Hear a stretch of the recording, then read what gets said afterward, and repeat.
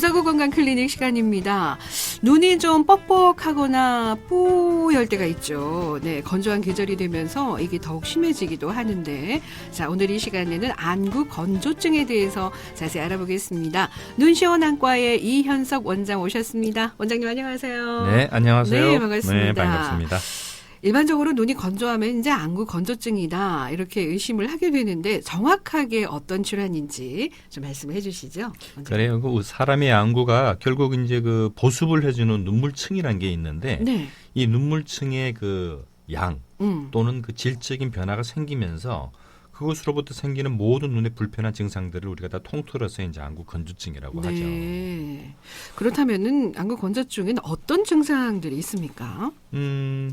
가장 보편적으로 이제 그 뭐 증상의 경중에 따라서 네네. 약간 차이가 있긴 하지만 네. 그 초기에는 되게 그 좀 뻑뻑하다는 느낌. 뻑뻑하다. 네, 우리 입도 마르면 조금 입이 좀 뻑뻑하다는 그쵸. 느낌이 있듯이 눈도 조금 눈을 떴다 감았다 할 때 좀 뻑뻑하고 약간의 이물감. 네. 그러다 보니 이제 눈이 좀 빛을 보면은 좀 부시기도 하고 눈부심. 어떤 분들은 이제 그것 때문에 눈에 약간의 그 통증을 느끼는 분들도 있고요. 네네. 또 이제 그 시력이 음. 좀 뿌얘지는데 눈을 몇 번 이렇게 지그시 감았다 뜨면은 다시 이제 조금 맑게 괜찮아지고. 보이기도 하는데 네. 이러한 눈뿐만 아니고 심한 경우는 두통같이 아. 전신적인 증상을 같이 동반하는 경우도 생기게 되죠. 그렇군요.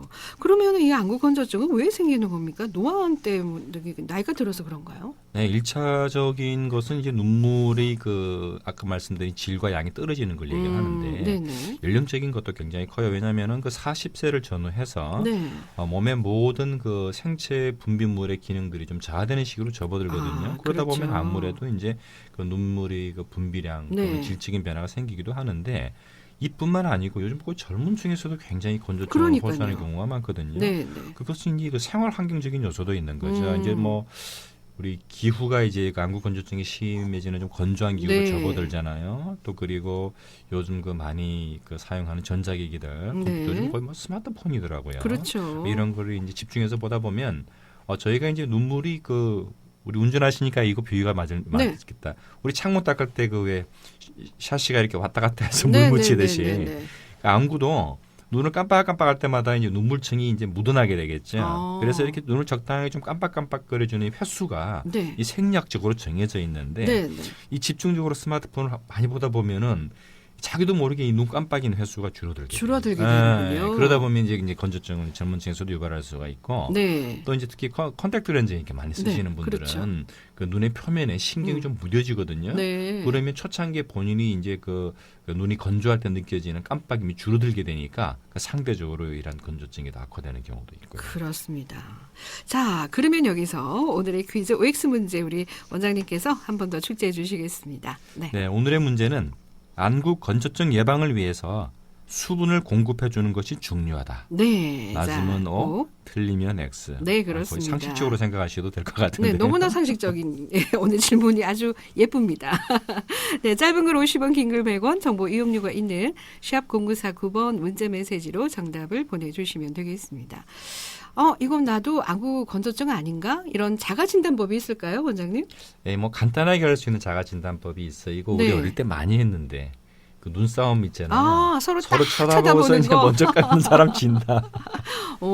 그게 진단법이 되나 봐요. 돼요. 네. 정상적인 경우라면은 네. 저희가 이제 그 눈물의 양과 질이 충분할 때 네. 저희가 이제 눈을 깜빡이게 되는데 사실 이 깜빡이는 횟수가 대개 한 7, 8초에 한 번 정도는 되게 깜빡인다고 해요. 네, 평균적으로는 뭐 더 자주 하는 분은 뭐 더 자주 한다고 병이 있는 건 아닌데 네. 그러나 이제 저희가 깜빡이지 않고 자기의 의지로 눈을 뜨고서 버틸 수 있는 시간.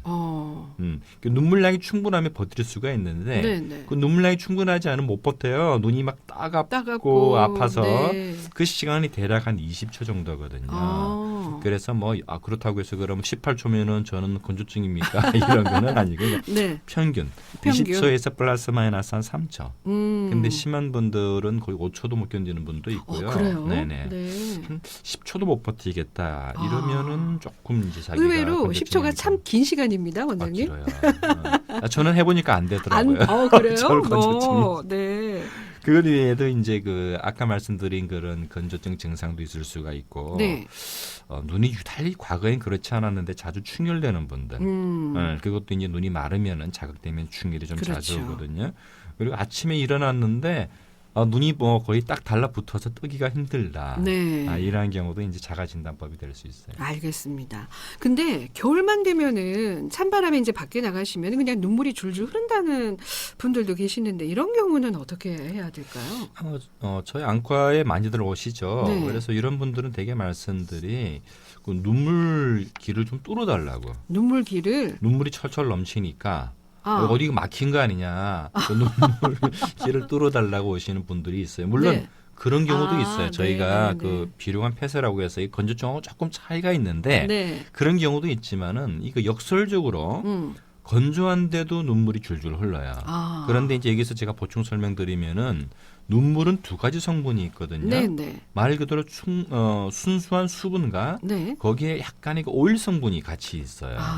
그래서 제가 아까 그 말씀드렸잖아요. 양과 질이라고. 양과 질. 그런데 정상적인 눈물은 이 수분과 그 오일 성분이 적당히 혼합이 되기 때문에 네네. 이게 보습 효과가 있는데 이 오일 성분이 특히 분비가 많이 떨어지거든요. 그러다 보면은 수분만 나와요. 근데 수분 눈에 머무르는 시간이 거의 없어요. 그렇죠. 나오면 그대로 흘러서 내려버리거든요. 네. 그러니까 찬바람이 불게 되면은 눈에 자극을 받아요. 눈에 자극이 오니까 눈은 내가 눈이 뭔가 아프니까 내 눈을 보호해야 돼 하면서 대뇌에 신호를 보내면은 눈물은 나오는데 이게 그냥 물만 나오는 거예요. 그러니까 이게 눈에 머물러 있지 못하고 그냥 줄줄줄 밖으로 흘러내린단 말이에요. 그래서 특히 겨울철에 이런 경우를 종종 경험하시게 될 텐데 이런 분들은 외출하기 전에 네. 그 인공 눈물 같은 걸로 미리 좀 오일 성분이 많이 들어가 있는 인공 눈물을 좀 충분히 좀 넣어두시는 것도 좋겠고 네. 그리고 바람을 직접 맞지 않도록 조금 그 알이 큰 안경이나 선글라스 같은 거 네. 착용하시면 훨씬 도움을 받을 수 있어요. 알겠습니다.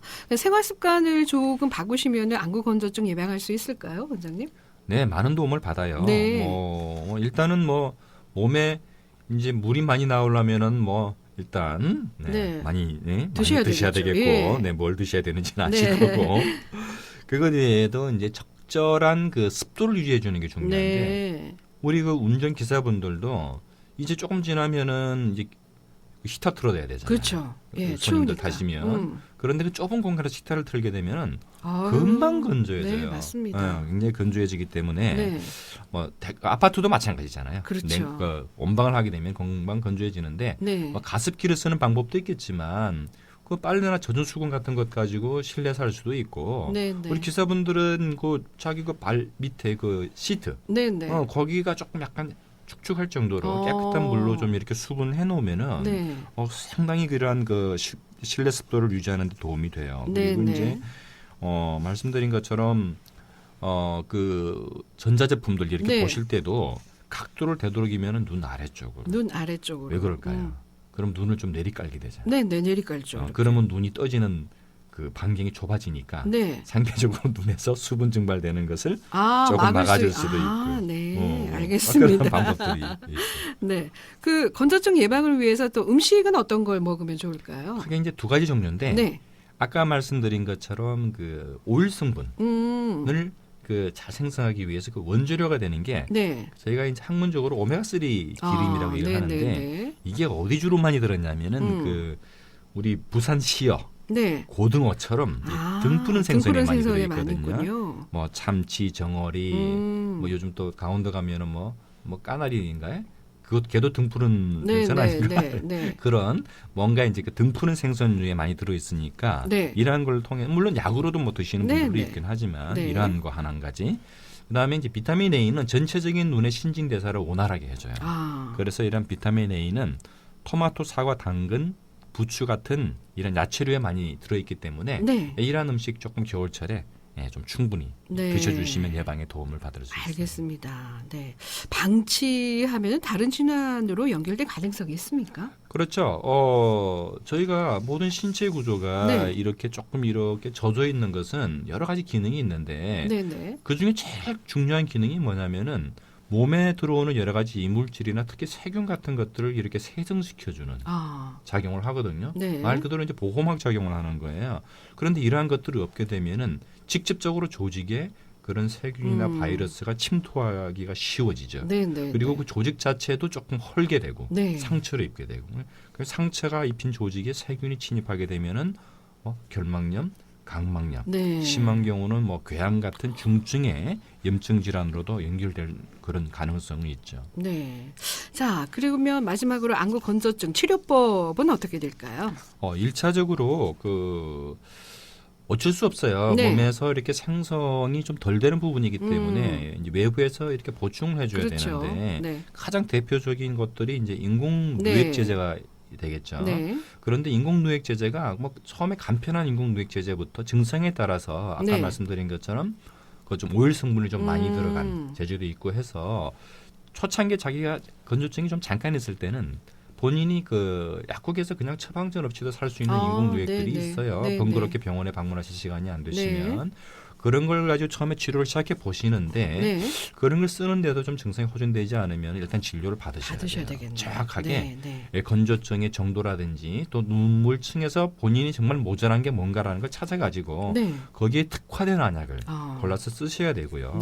어떤 분들은 이러한 건조증 외에도 그 눈 자체의 염증이나 또는 눈꺼풀의 염증으로 인해서 건조증이 2차적으로 생기는 경우도 제법 있거든요. 그래서 이러한 분들은 누액만 넣어서는 해결이 안 되죠. 그렇죠. 그 기본적인 또 염증 치료도 같이 받으셔야 되니까 이러한 것들을 이제 병행해서 물론 그것은 이제 안과에서 진단받고 이제 치료를 받으셔야 되겠죠. 네, 알겠습니다. 자, 그러면 이제 OX 문제 우리 원장님 출제해 주시고 정답 말씀해 주세요. 네, 오늘의 문제가 안구 건조증 예방을 위해 수분을 채워주는 것이 중요하다. 네, 정답은 당연히 O입니다. O입니다. 네, 수분도 많이 드시고 야채도 많이 드시고 등푸른 상순도 많이 드시고.